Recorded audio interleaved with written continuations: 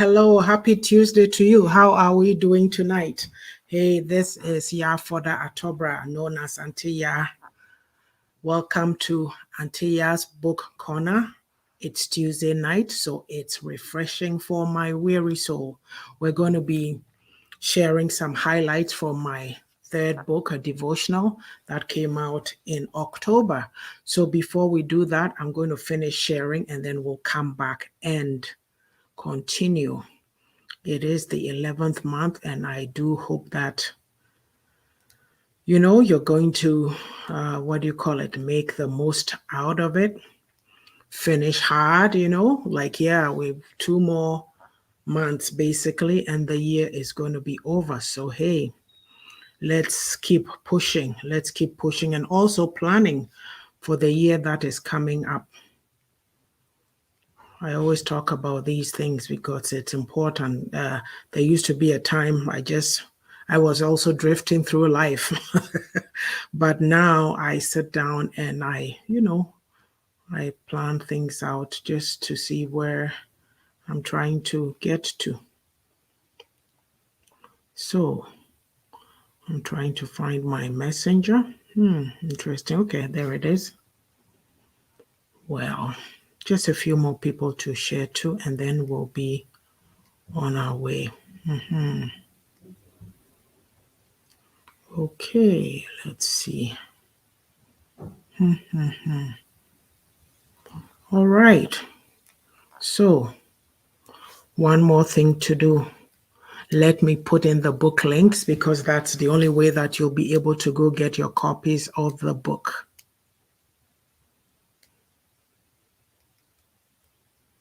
I hope you had a good day. Okay, let's see. Here it is. Go like that. Copy. I sound like a classroom teacher. I have to speak out everything I'm trying to do. But then, yes, I am a trained teacher, so that's to be expected. All right. Oops. Sorry about that.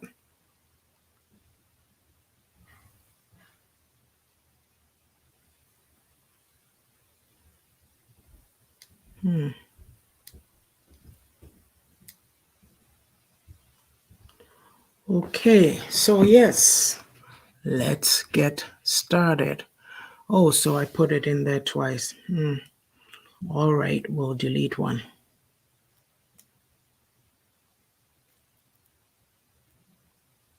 Yeah, I thought so. I couldn't see it. Okay, so like I said, here is the book, Refreshing for My Weary Soul. And today we are going to be talking about a near miss opportunity. We're going to be talking about Naaman's story. Like I say, I'm going to be sharing highlights. So for the rest of the story, you'll need to pick up your copy on Amazon. As humans, the issue of pride or ego is a big thing. When you say pride, there's a healthy pride, that you're taking pride in yourself and how you live your life, how you interact with other people. But there's the opposite side of it, that if we become too prideful, it leads to all kinds of problems for us. And there's impacts to our relationship. So I just used the story of Naaman to illustrate how, too much pride or ego can make us miss important opportunities. And here we are as believers, especially, we scream and shout for breakthroughs and open doors. And then when they come and they are staring us in the face, we miss it because of some of these traits, like being prideful and what have you. So I'll just read the first sentence. It says, we sometimes miss moments of divine opportunities because of our ego. So this story about Naaman is to be found in 2 Kings 15, 1 to 14. So basically, I talk about Naaman and then I ask some questions. Ask yourself. When you're reading it, you'll be asking yourself those questions. And then a little drop of pearl is in the form of answers to the questions that you ask yourself, just advice on how to not miss these opportunities. So let's read through 2 Kings 5, 1 to 14, and then we'll use some of the points in there as teaching points so that we all learn from it. So I'll get started. So I read, Now Naaman, commander of the army of the king of Syria, was a great and honorable man in the eyes of his master, because by him the Lord had given victory to Syria. He was also a mighty man of valor, but a leper. In my Bible, I've underlined but. There's always the buts in life. Oh, they are great, but.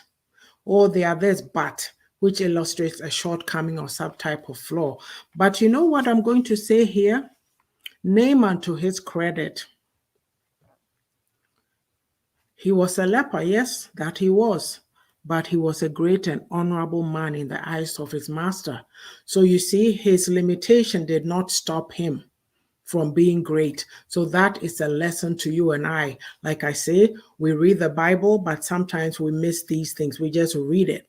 But here is saying that Naaman was a great man in the eyes of his master. He was a mighty man of valor. Yes, but a leper. So his limitation did not stop him. I'll leave it there. So going on to verse 2, and the Syrians had gone out on raids and had brought back captive a young girl from the land of Israel. She waited on Naaman's wife. Then she said, so I'm saying help came from an unlikely source. Let's read verse 3 and we'll find out why. Then she said to her mistress, if only my master were with the prophet who is in Samaria, for he would heal him of his leprosy. So my comment here is that help came from an unlikely source, a servant girl. There are a lot of us, sometimes we look at our lowly position in life and we think that nothing can come out of us. But this girl, though she was a servant, she had useful information and she made it available to her mistress. Let's carry on. And Naaman went in and told his master, saying, thus and thus said the girl who is from the land of Israel. Then the king of Syria said, go now, and I will send a letter to the king of Israel. So he departed and took with him, this is Naaman, 10 talents of silver, 6,000 shekels of gold, and 10 changes of clothing. Then he brought the letter to the king of Israel, which said, now be advised when this letter comes to you that I have sent Naaman my servant to you, that you may heal him of his leprosy. Oh my goodness. Well, there was a to-do when this letter reached the audience it was intended for. So in verse 7 it says, and it happened when the king of Israel read the letter that he tore his clothes and said, am I God to kill and make alive, that this man sends a man to me to heal him of his leprosy? Therefore, please consider and seek how he seeks a quarrel with me. You see how sometimes we we blow up when we don't need to, because the king was taken aback. He was astounded. I don't know what word to use. And so here he is thinking that the king of Syria is seeking a fight with him. Let's go to verse 8. So it was when Elisha, the man of God, heard that the king of Israel had torn his clothes, that he sent to the king saying, why have you torn your clothes? Please let him come to me, and he shall know that there is a prophet in Israel. So my comment here is that Elisha comes to the rescue. Then Naaman went with his horses, and he stood at the door of Elisha's house. And Elisha sent a messenger to him, saying, go and wash in the Jordan 7 times, and your flesh shall be restored to you, and you shall be clean. Oh my goodness. So in verse 11, here it is. But Naaman became furious and went away and said, Indeed, I said to myself, he will surely come out to me and stand and call on the name of the Lord his God and wave his hand over the place and heal the leprosy. Verse 12, are not the Abana and the Pharpar rivers, the rivers of Damascus, better than all the waters of Israel? Could I not wash in them and be clean? So he turned and went away in a rage. Let's stop it right here. Do you see Naaman's anger due to his own preconceived notions? So in verse 11, he is saying that he thought the man of God would come and stand there and wave his hand over the place where he had the leprosy and he would get healed. Instead, he was getting instructions to go wash in the Jordan.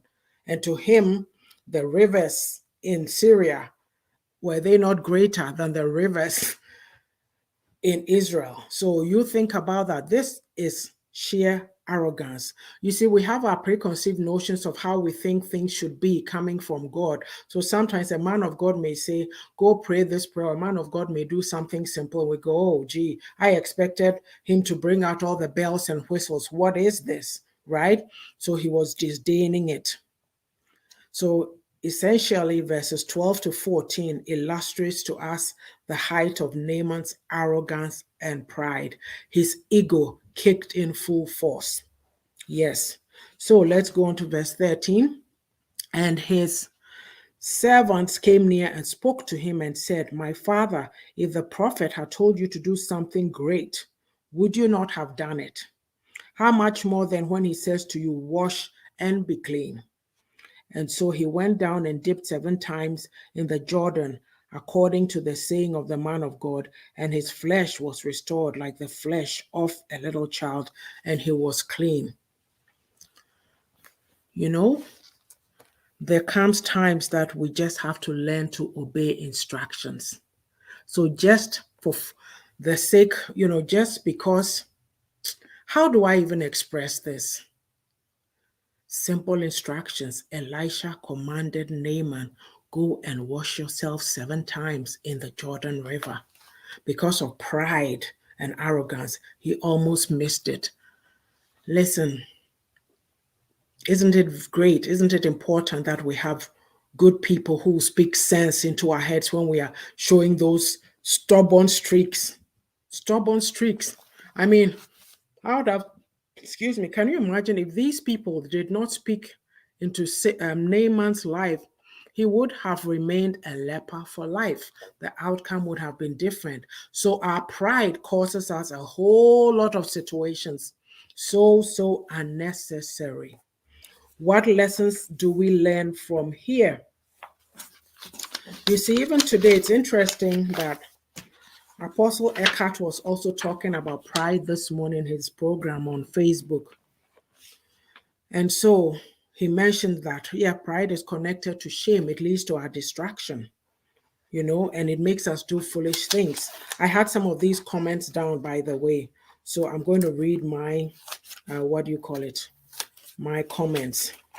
So when we talk about being prideful, being snooty, I've seen it in my time, snooty people in high school, in whatever, in life. Oh, I'm this, I'm that. Like even back home, oh, do you know who I am? Like you can't even talk to me because I am such and such and such. At the end of the day, you're a human being just like I am. We do the same things. We have the same bodily functions. So what makes you think that you can get off being so pompous? Like sometimes we need to just take a chill pill, relax ourselves, and just take it easy. Just take it easy. So what happens when our lives are guided by pride? We miss a lot of opportunities. We destroy our relationships. Friendships come to mind. Marriages come to mind. Job opportunities, blessings. Because people do not want to be around individuals who are so full of themselves and are not willing to learn or to listen to anybody. What are the results of pride? there's a lot of strife. Hello, Aisha. There's a lot of strife. People like that are not teachable. You can't teach them anything because they have all the answers. There's friction. You can talk to them, they are not even listening.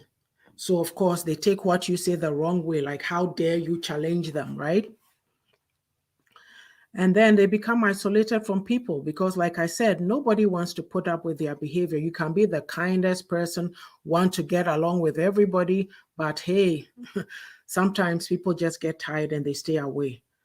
Prideful people are inflexible because they think that their way, with them, it's like my way or the highway. They can't bend.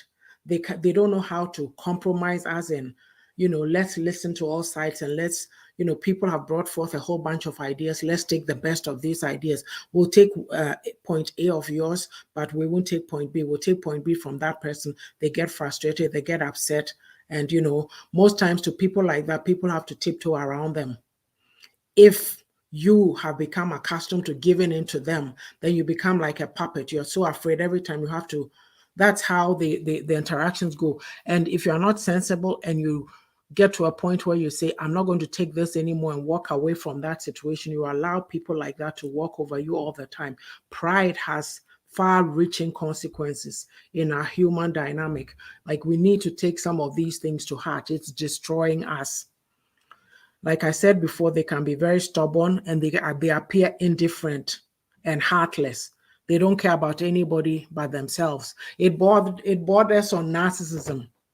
Yeah, I can't even say the word. And then all these behaviors are because they are insecure, and also, what do you call it? They are very critical.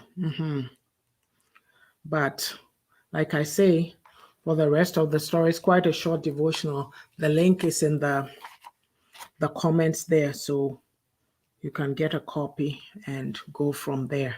So I'm going to take a short break. We'll do some commercials, and then we'll come back and talk about how to overcome ego or pride, and then we'll wrap it up. Okay.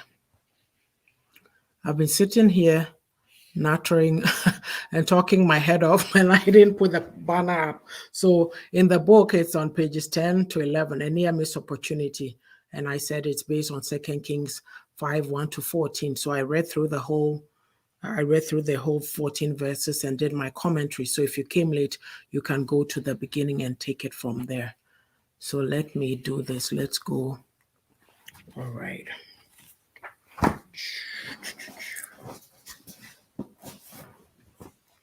Where do we go? All righty.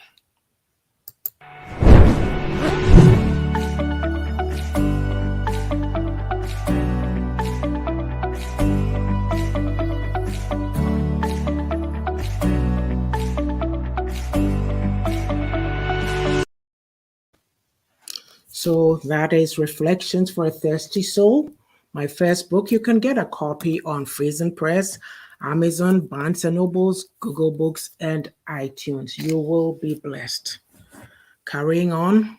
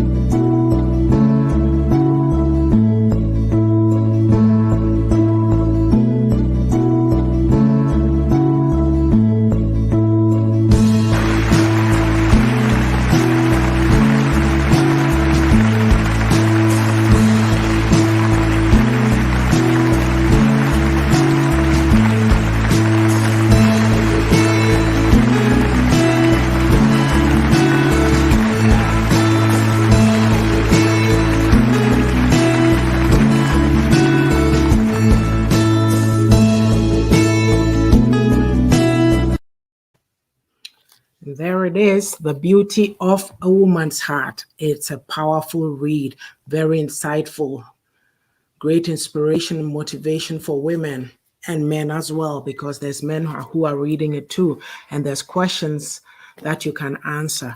You know, this book is good for any young girl. It reaches a wide span for any young girl, ages 10 and up, teenagers, young adults, women in their 30s, 40s, 50s, and beyond. Because you know what? The beauty of it that we haven't realized in our community is that you can't put yourself in an age box and think that there's things that you're supposed to have done at a certain time of life. So if you haven't done it, then it is too late. So long as you have breath in you, you can learn something every day, every minute, every second. This book will do that for you. Okay, so let's carry on.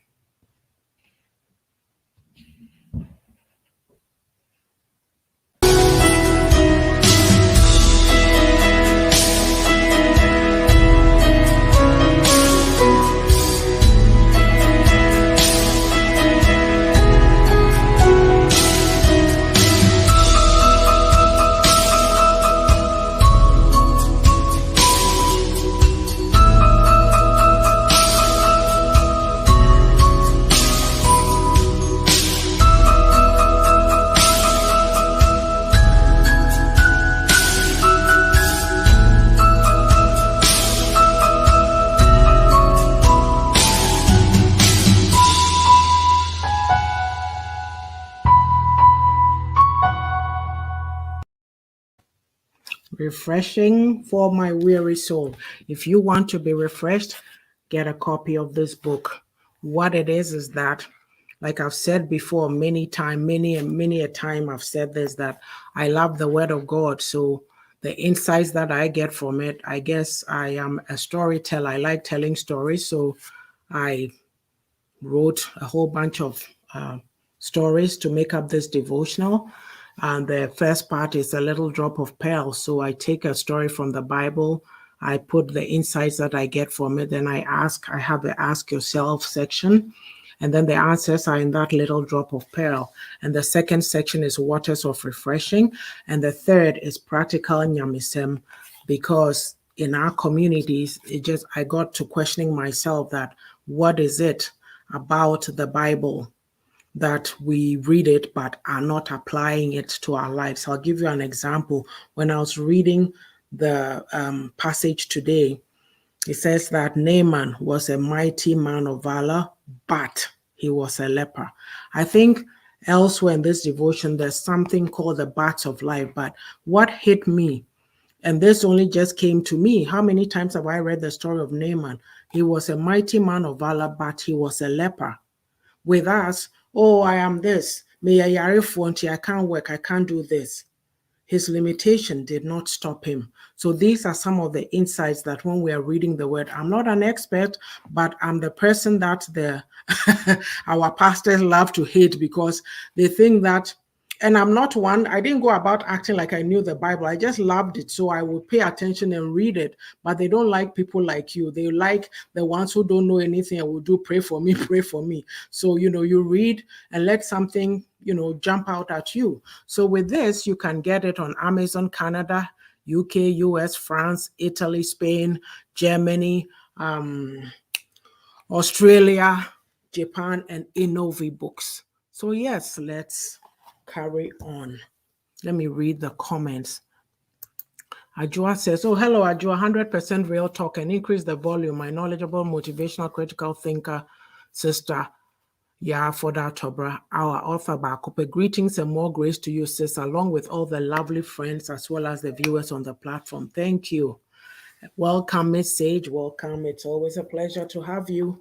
So we are going to wrap up. We've been looking at, let me pull the banner up again. The issue of pride, a near missed opportunity.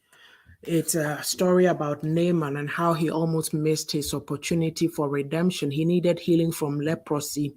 He was sent with a letter to go to the king of Israel to go get healing, because his servant girl was from Israel and said that there was a prophet who could help Naaman. So, of course, the message gets to the king of Israel, and he is upset because he's thinking that the king of Samaria is spoiling for a fight with him. He tore his clothes and what have you. It so happens that Elisha, the prophet, heard of this and so was able to ask Naaman to tell the king to ask Naaman to come see him. And of course, like I say, we, the Christopher, sometimes simple instructions, we can't obey it. In our mind, we have these preconceived notions. We think that this is how something should be. So a simple direction like jump in the Jordan, wash yourself 7 times, got this man terribly upset. He was so mad. He says, I thought you'd be waving his hand and healing the spot where the leprosy was, but are the rivers in my country not better than the rivers in Israel? This is how we come across sometimes. It almost cost him. If it had not been the servants around him cooling him down, saying that if this man of God had asked you to do something great, you would have done it. How much more a simple thing like going to wash yourself in the river? So then he did, and he got his healing. So I'm saying that when you are a prideful person, and if you came late, you'd have to go to the beginning. It causes all kinds of problems in your relationships. You miss things. There are people whose relationships have broken up because of pride. Parents and children not talking to each other because of pride. Siblings not talking to each other because of pride. I know about that. So it's a lot. So to wrap up with what I'm asking, how do you overcome ego or pride? You have to surrender your need for control. People who are prideful, they tend to want to be in control of everything. They don't give other people a chance to be themselves or also provide input into any situation. They have to be in charge. You know, there are people that we call bossy people. They have an answer for everything, and you have to practically yell to be heard over their pomposity. That is an issue. It's a problem. Yes. Also, you need to avoid using the word I. There's people that every time, oh, I this, I that, and then you look at them, and then people in the team look at each other and then they smile, or some will even smirk. Oh, here we go again. This person knows it all. That's why we have the popular phrase, there's no I in the word team. So people who like to be in control, it's all about them. I, or me. Also, you have to learn to put yourself in other people's shoes. If you're going to be, I've told a story about how, it's in reflections. You're going to, the noises, I think it's about oral pollution. You're going to work sitting on a train and you see 2 women chatting and one is talking, yabby, yabby, yabby, yabby. And so I sat there and I asked myself, isn't she going to ask the other person, like engage them so they can also talk or share? She has an audience, so she can't be bothered, and on she's going. And I've made the comment that, when people see me, they may say, oh, hey, how's it going? How are you? I'll say 1 or 2 sentences. Then I'll stop myself and say, and how about you? We have to give each other grace, not it's all about me, hear my story, and this and this and that, right? And prideful people tend to have that. And also, prideful people need to embrace the art of letting go. You can't always be in control. Sometimes you need to let things go, let things be. You can't control everything. Maybe if you think, oh, I have to do this. If I don't do it, nobody else can do it, or it's not going to be as great as when I do it. But when you sit back and you allow others to do it, they do a good job. And then you realize, I've been putting so much pressure on myself, taking on this baggage all the time. So and so has the skills and the talents to also help out. And this is particularly helpful in work situations, even in any situation. And also, yes, I said this in another way, step down and give others a chance. Like, learn to give yourself grace and give it to others as well. All I can say is that, pride, it's not something that helps us in our relationships. We need to learn to be humble. Humble doesn't mean letting people step on you, walk all over you. But, in every society, and this is human relations or sociology or whatever you call it, there's human interactions and there's spoken and unspoken rules of engagement. And when some people choose to not walk with those rules of spoken or unspoken engagements, and things start to shift. if you're talking to somebody and all they want to tell you is their opinion and they don't listen to you, pretty soon you start avoiding them. And then people like that, or everything is about me, everybody should cater to me. It gets to a point, people get tired and you start being isolated. They avoid you like the plague. So anyway, this is a life lesson, just lessons in how not to be so prideful and learning to interact with each other in a cordial and amicable way. It makes life pleasant all around. So with that said, we've come to the end of Refreshing for My Weary Soul for this Tuesday. I'll be back next Tuesday. Like I said, if you came late, take it from the beginning. Great insights. The story of Naaman. I mean, I was, before I would come and sit here and just read everything. But even just reading over it myself, I got some new insights just sitting here doing this program. So, hey, there's a lot to be learned from the Word of God, even though people choose, not to engage with it. It's a delightful and powerful thing to learn from. It is a great thing. So, hey, thank you again. I appreciate you all coming. Miss Sage, thank you for coming. Miss Odo, Miss Aisha, and anybody else who was on but didn't comment, so I can't see that you are here. Thank you ever so much. Again, the links for the books, the 3 books are in the chat. Get your copies. Look, if you are able to get all 3, you'll be blessed. An interesting thing happened to me. I was in Clubhouse and there was a session and I was contributing. I think it was about relationships, marriage, and I was contributing. And at the end of it, somebody DM'd me and said she had read my book and she thanked me for being real. And that book, she said she thanks God for helping me to pen that book. These are unexpected. You don't know the impact that anything you say or do affects other people. This is why we must all, as we said, was it on Sunday, Aisha, we must all walk circumspectly, be wise, because there's people around you and your life is impacting people, whether you know it or not. It is. As well, another lady had bought the devotional and she also came and DM'd me and said, the devotional, she said, it's very refreshing. And I said, thank you. It's not, I say these things to illustrate the fact that you are here for a certain purpose. You don't know what it is. I didn't know that I had anything in me to write something that people would be blessed by. So please, whatever you do, find out what your strengths are and use it to bless other people. Thank you so much. God bless you all. Love you. We'll see you on Thursday. I'll try not to be lazy and come on Thursday. By Thursday, I'm so tired. I don't know what to do with myself, but it is well. Take care. Thank you, Ajwa. God bless you too. Love you. Bye-bye.